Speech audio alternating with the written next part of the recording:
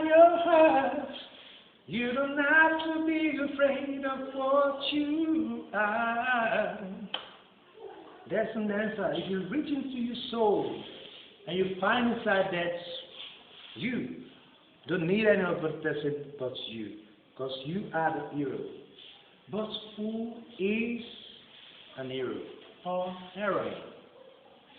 A hero is a male, heroine a female. But these are people who have done great things. What did I say? Great things for their people and the world. If we look at the Nigerian thing, we have so many heroes, both male and female. Let's just take a quick look at some of our heroes and how they were immortalized. Some of our heroes are on our Naira notes. They are on our Naira notes.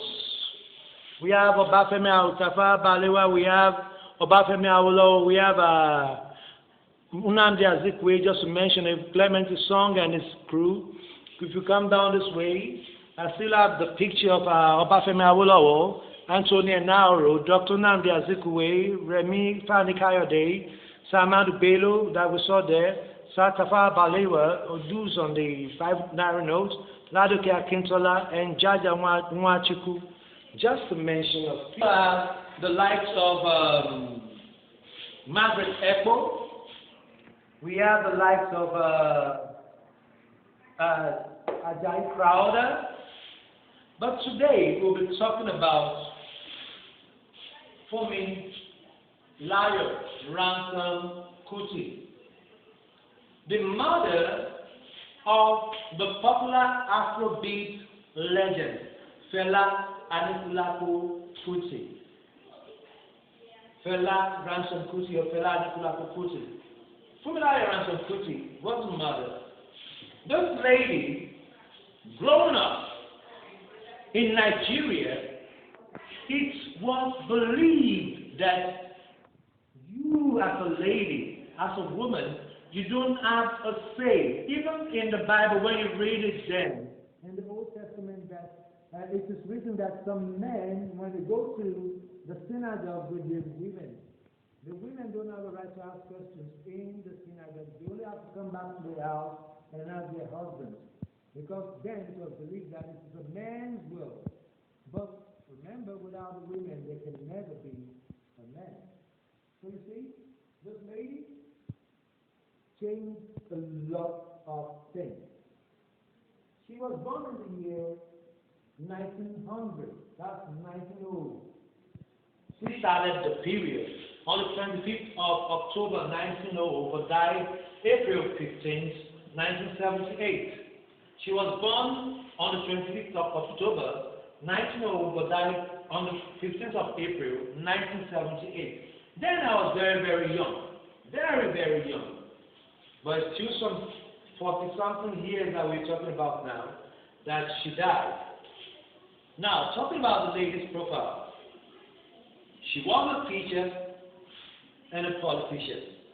So, you see, great people. Tafawa Balewa was a teacher.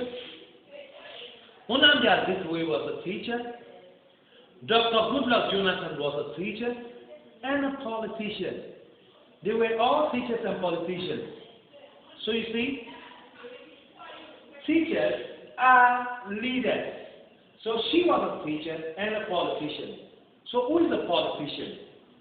Someone who's involved in the day-to-day running of the affairs of the country, of the state, of the local government. That's who a politician is. She wasn't just that. She was a woman leader. Who's the leader? Someone who directs, who others follow. Others follow. A leader directs, a leader shows the way, while others who are followers, they take lead and take instructions. So she was a woman leader. She was an activist. When we say an activist, she fought for.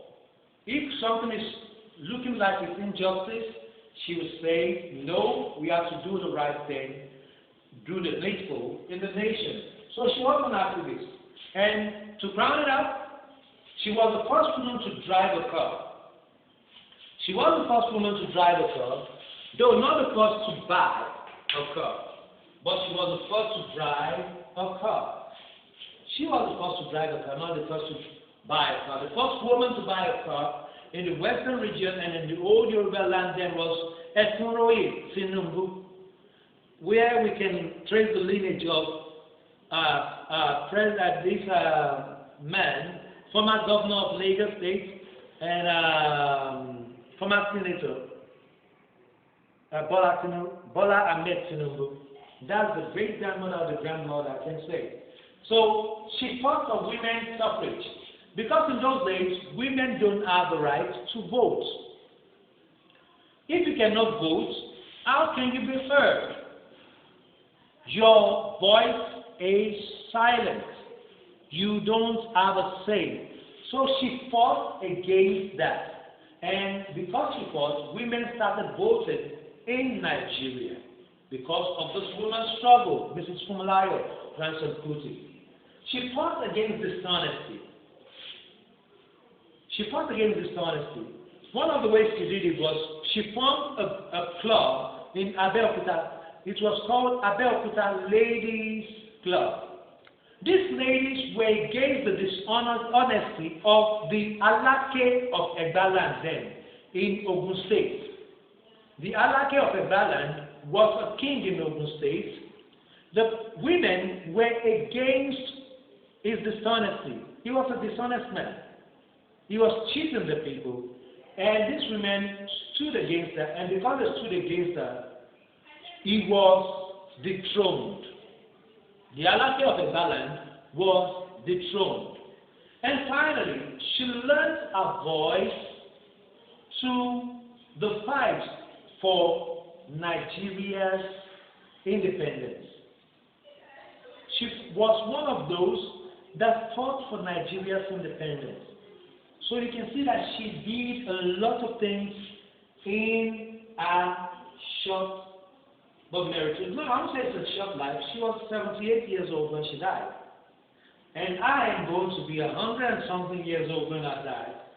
So, but I'll still call it short because it cannot be compared to Methuselah's age, but I don't want to live that long. But she did a lot in this time frame. She made it possible for women to vote. She made it clear that women can also drive. If men can drive, women can drive. She also showed that the group, as it is, are powerful. That when you form a group, you are powerful as a unit. So you can dictate and remove people who are dishonest in power. And she was not just active, she lived by her standards. So I believe you will learn from this, most especially you girls, Opala, and you better. I hope you will learn from this and become a voice, not for yourself, but for the voiceless. With this, I'll see you in the next class. When you want to sneeze, God.